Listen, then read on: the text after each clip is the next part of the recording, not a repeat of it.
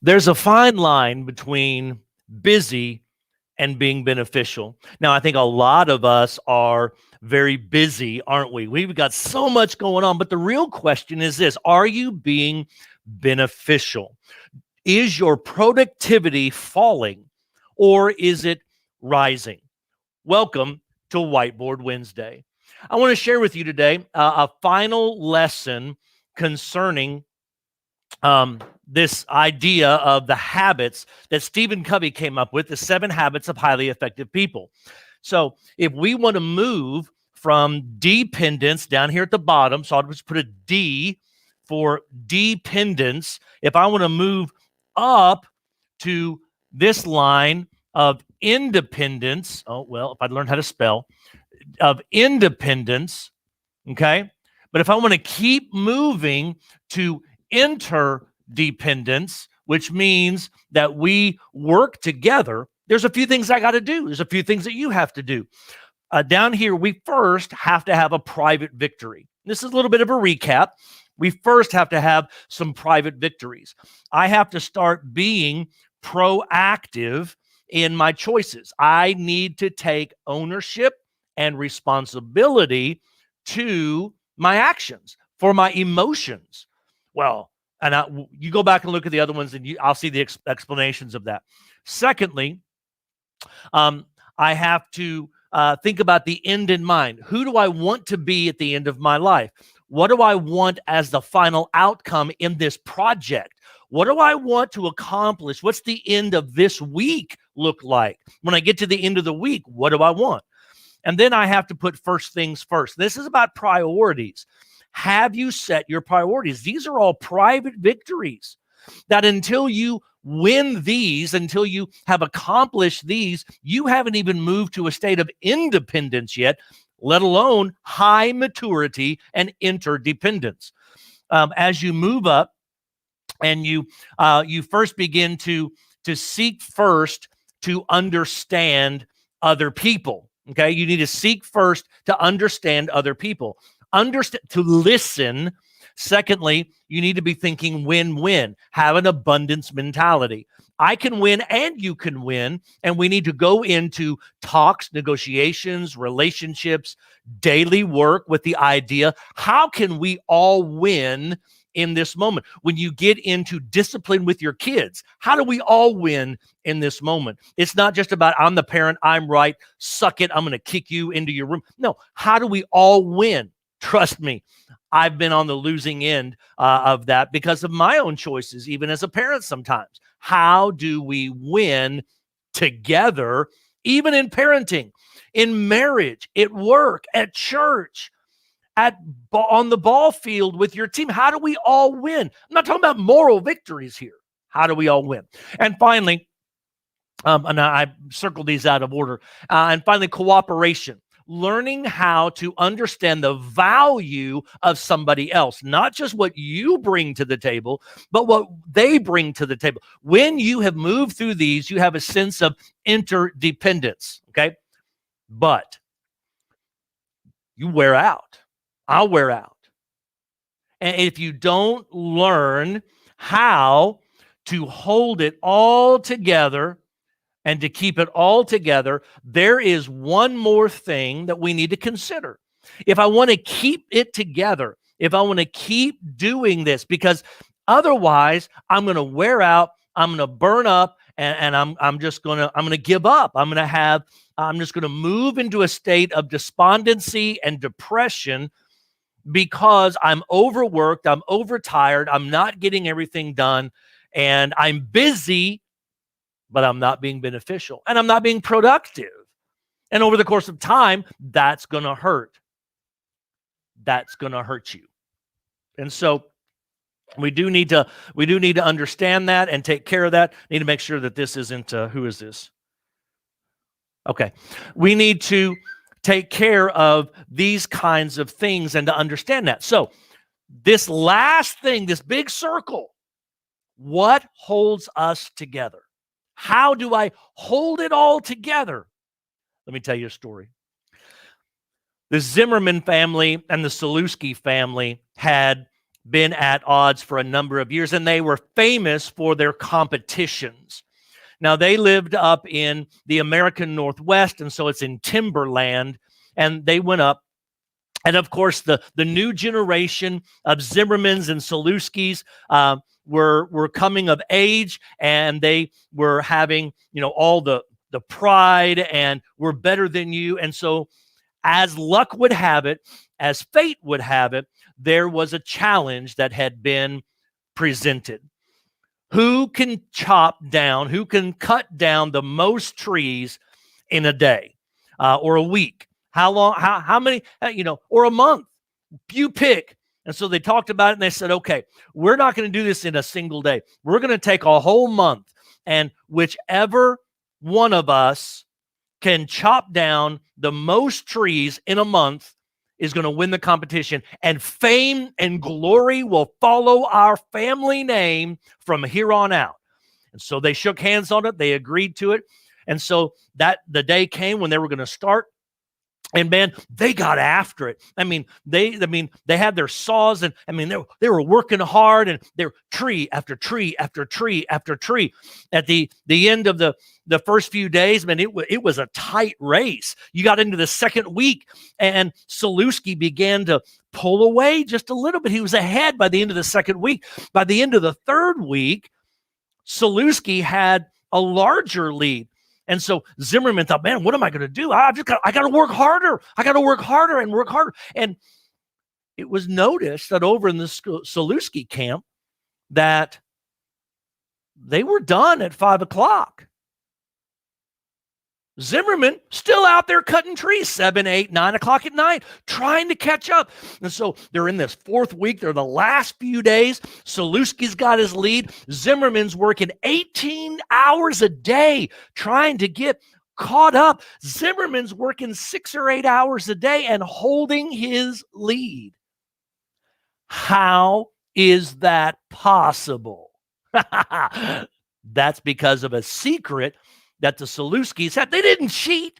Some people, oh, well, he cheated. No, he didn't cheat. Here's what he did. Here's what happened. Zimmerman would work hard all day, sawing down tree after tree after tree.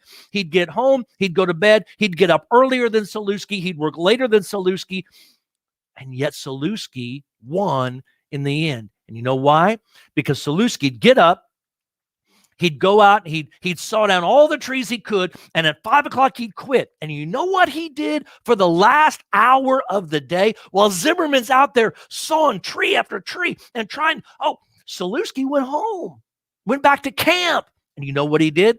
He took the saws that he was using, and he would sharpen them every night. He would take the time to sharpen his saw. And he would take that time and make sure that every tooth of every part of that blade was sharp and crisp and ready to go for the next day. Now, what does that tell us? Well, it tells us a few things. There are some of us that are workaholics, and we can't help but work. In fact, I was watching The Crown the other night. We were catching up on The Crown, and Margaret Thatcher is quoted basically to have said this: I find no pleasure in work, and all I find is work in pleasure. They were up at Balmoral, and she was watching these games. She's like, I just need to go to work. What am I doing here? I got to go to work. Many of us have an addiction to work. Now, hey, I'll point to me. My wife's already pointing at me through the radio as she's listening to this on the drive. I'm a workaholic. I can tend to work. And when I get stressed or I get behind or I get criticized, you know what I do? I pour myself into work. The problem is, the more I do that, the less productive I get. On the other end of the coin, we have other people that are addicted to pleasure and addicted to leisure time. And so you almost see this pendulum swing across the generations. You had one generation that overexerted and overworked itself, the Zimmermans. But then you had a whole nother swing over the course of time where it's all about family, all about leisure, all about this, all about the fun, and hedonism took over. And the work ethic slid. You know what happens in both ends of these points? The workaholic and the pleasureaholic. You know what happens? Neither one are productive, not in the long run. But the Saluski tribe took the crown that month. Why? Because they took the time to have the habit of renewal. They sharpened their saw every night, every day. And so I ask you, in Ecclesiastes 10:10, it says that the axe is dull. You got to work harder to get the same amount of work done. But the wise one, this is my paraphrase, the wise take care of themselves. The wise will know what to do. And what do? We have to learn this habit of renewal, finding the balance between work and pleasure. Work and recreation. Now, see, we say recreation and we think this is negative. Oh, they're just playing. No.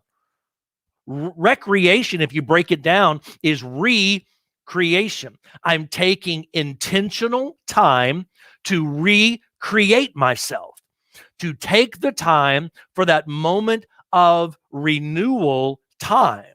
What are you doing to find the balance in your life? Because I suspect many of us are one or the other. We are either on the one end of we work too much and we don't play enough, or we play too much and we don't work enough. Both are unproductive. A mature, productive citizen of the world will understand the balance that needs to be had among these things. So, the habit of renewal. Maybe this is proper sleep. You know, well, wait a minute. Yeah, I get my 4 hours a night. Okay, that may not be enough. You need to evaluate you. And here's the thing. You can live on 4. Others may have to live on 8. Others could do 6. You have to know you and understand what you can do to properly be ready for the next day. Man, when I was in my 20s, I could run on 4 hours sleep, man, and I would pop it, and here we go. I'm 50. There ain't no way I can do that anymore. I can't run on 4 hours sleep. Well, I can run on 4 hours sleep for 1, 2 days, 3 days, but man, I am crashing hard. I need 6, 7 hours sleep a night. That's just what I need. And I can tell when I don't get it. Others don't have to have that much sleep. There's one in my house that still needs 8, 9 hours of sleep a night. Otherwise, this particular person is, falls off the production line.